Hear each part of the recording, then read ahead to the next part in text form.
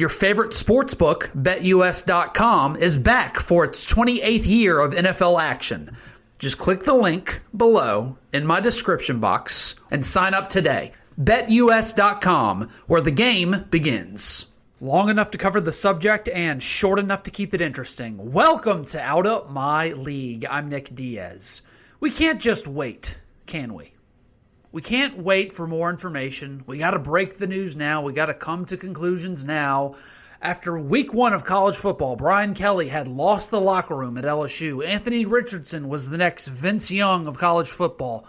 We can't just wait to get more information. Same goes with the LSU coaching staff.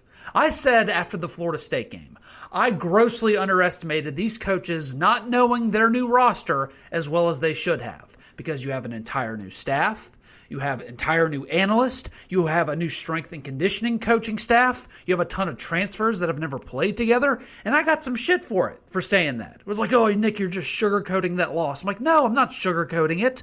It's hard to evaluate new talent when they haven't played a game yet.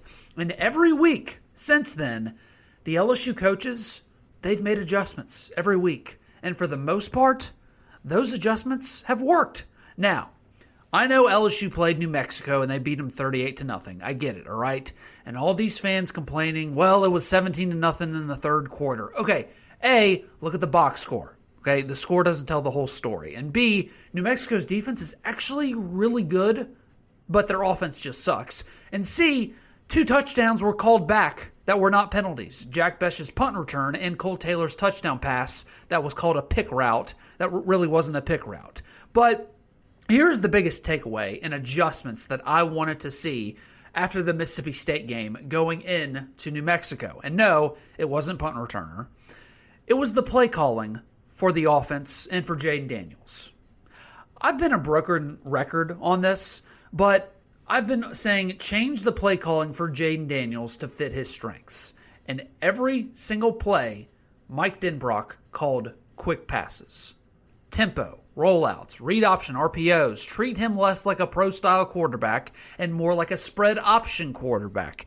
And you saw that the entire game. You saw more continuity. Decisiveness is starting to be part of the vocabulary instead of being hesitant, and that comes with knowledge of the offense. I think the other thing is that he has become a lot quicker in his setup. I think I mentioned this, quick feet, but slowing down and not rushing through progressions. I think one of the bigger plays in his development was the dig that he threw to Jere Jenkins in the red zone. That was his 4th receiver through a progression. Those are the kind of things you're looking for in terms of development of a quarterback, and we're starting to see that. But more importantly, you saw for the first time this season the offense feeling more in rhythm. Sometimes that's hard to quantify, being in rhythm. It's just a certain eye test where you just can tell, yeah, they just look like they're in sync. I mean, just watch the offense move up and down the field. Watch the way they run up to the line of scrimmage. Watch the way the wide receivers catch the football in stride. A little bit better. Finally getting some continuity. And guess what? That takes time. That takes time to develop with a new group of coaches and a new group of players who have been splitting reps all offseason, from the offensive line to the center to the quarterbacks to the wide receivers, new running back, a new freshman tight end coming in late. All of that matters. Consistency, takes its, shape in many ways. For us, it's been a football team that has had to do a lot of things differently. And with that comes blind faith. I told our team I was really proud of the way they have just embraced change. It's hard. It's hard for everybody to change. This first month was kind of like, let's put this together, and the preface was, these guys have worked really hard to do exactly what we've asked them to do. It's hard to explain, but it's refreshing to watch when you do see it. And the other word that I like to use, and have used before when critiquing LSU's offense and Jaden Daniels, is efficiency. Efficiency.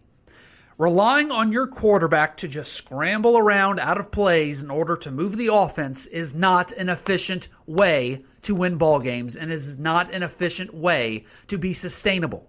It looks cool. Oh, it looks cool. But that's not how you consistently win throughout the season. Brian Kelly said so himself during the Florida State game on the sidelines. He told the LSU radio, we can't win ball games efficiently having our quarterback scramble around. That's a cherry on top. It cannot be the sundae. You have to do the boring stuff very well to consistently win games against good teams. The boring stuff gives you consistency and efficiency. Now, I'm about to say something that I would have punched myself in the face if I had said it after the Florida State game, but I'm going to say it anyway.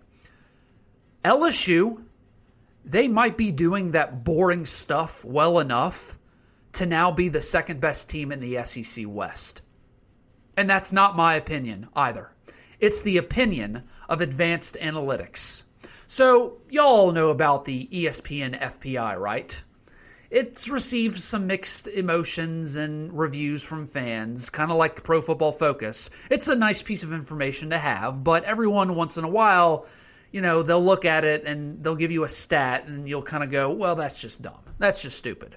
Well, ESPN also has another metric that is probably a little bit more respected than, say, their FPI, and that's SP+. FPI, SP+, GMA, CIA. What the fuck does all this mean? Well, okay.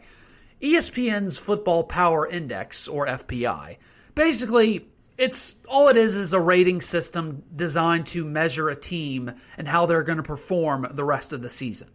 The ultimate goal of FPI, it's not just to rank teams, where they are right now.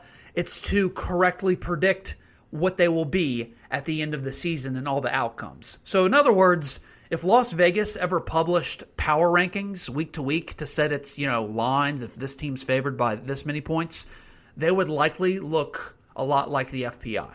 That's what the FBI tries to do. They try to be objective in predicting outcomes the rest of the season. Well, you know what the FBI has right now for LSU? They have LSU number 7 in the country and the second best team in the SEC West behind Alabama. FPI is saying that LSU is playing a certain style of football that makes them a favorite in every single game this season except Alabama. So in other words, these advanced analytics are predicting that LSU is on track to finish 10-2 this season. Again, not my opinion. That's the opinion of others. Yeah, but this is the stupid FPI. The SP Plus system is what I trust. Okay, that's perfectly reasonable, perfectly fine. But what is SP Plus? Well, SP Plus is different.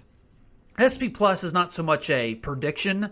SP Plus measures one thing and one thing only. It's that word we talked about, efficiency.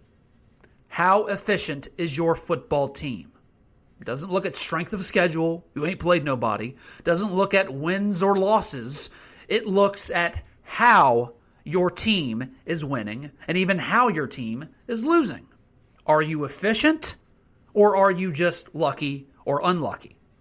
Well, the SP Plus rankings say LSU is number 12 in the nation, and they are the third best team in the West behind Alabama and Ole Miss, who's number 6.